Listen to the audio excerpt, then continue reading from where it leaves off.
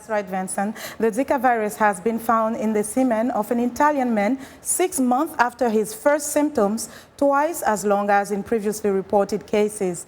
Doctors at the Spallanzani Institute for Infectious Diseases in Rome say it pointed to the possibility that the virus was reproducing itself in the male genital tract. Current guidelines recommend infected patients should use condoms or abstain from sex for at least 6 months after the onset of symptoms. The doctors say in light of this new evidence, an extension of this recommendation might be advised, as well as the continued testing of semen after 6 months. Zika is spread by mosquitoes and is suspected of leading to babies being born with underdeveloped brains. Africa was set to celebrate its 2-year anniversary of being polio-free when the Nigerian government reported that 2 children have been paralyzed by the disease. The country is launching a massive polio vaccination program, which began on Monday.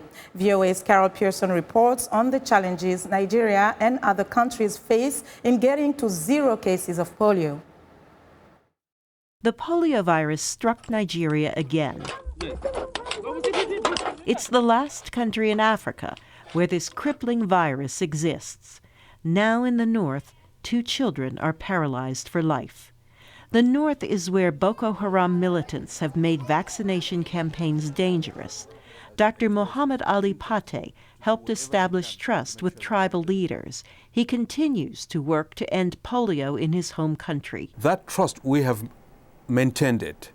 Chigari Foundation, with support from Bill and Melinda Gates Foundation, is continuing to work on community engagement through the Northern Traditional Leaders Committee on Primary Health Care and Polio Eradication. And that will continue. Nigeria's partners in polio eradication have redoubled their support to help Nigeria end polio. From the Centers for Disease Control, John Vertefe spoke by Skype. The changes that have been made over the last couple of years in the polio program in Nigeria resulted in a very professional operation that is able to deliver this response. While Nigeria has experienced a setback, the world is very close to eradicating polio. Only 23 cases have been reported so far in 2016. At one time, polio would kill or cripple 500,000 people a year. Only 2 other countries are reporting polio, Pakistan and Afghanistan. Pate says the effort to end polio exemplifies what a global partnership can actually accomplish. Carol Pearson, VOA News, Washington. Joining us live via Skype from Geneva, Switzerland, is Oliver Christian Rosenbauer, spokesperson for polio eradication with the World Health Organization. Mr. Rosenbauer, welcome to the show. Thank you. Thank you for having me. So as Africa was 1 year away from being polio-free, declared by the WHO, we have to reset the clock back and wait another 3 years, right? Yes, to be officially certified polio-free as a continent, you need to have 3 years without any polio cases. And confirmation last week of 2 children being paralyzed by this disease again is tragic. But what we're dealing with is really the last remaining reservoir of this crippling virus. If you look back 20 years ago in 1996, Nelson Mandela launched a massive continental campaign called Kick Polio Out of Africa. At that time, every single year, 75,000 children were paralyzed by this disease in every African country.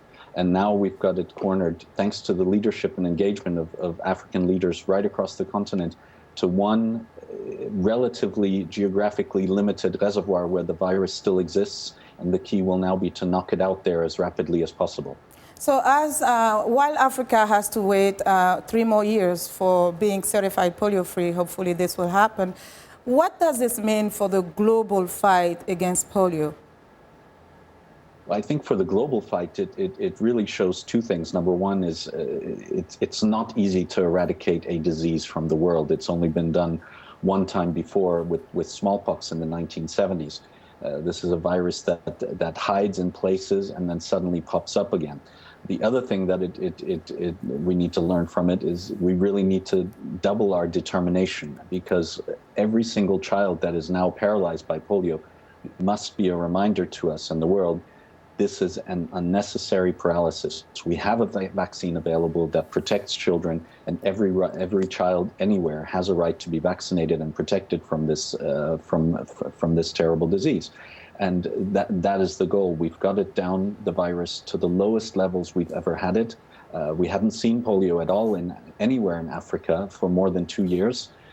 It's tremendous progress. We now have one small reservoir remaining, and the authorities in Nigeria, as well as in neighboring countries, in Chad, in northern Cameroon, in southern Niger, are taking this extremely seriously and are launching a massive regional immunization outbreak response because of all the population movements across the Lake Chad sub-region, with the aim of exactly that, to vaccinate every single child. And quickly, Oliver, what needs to be scaled up in this immunization campaign? I think the full engagement of all communities, that will be the key to no matter where children live, whether they live in fully accessible areas. In some areas of the region, you have some conflict. Safe passage of vaccination teams must be assured. No matter where a child lives, they have the right to be protected, and that will be the key now. Okay, Oliver Rosenbauer, thank you so much for joining us. Thank you. And that was Oliver Christian Rosenbauer, his spokesperson for polio eradication with the World Health Organization.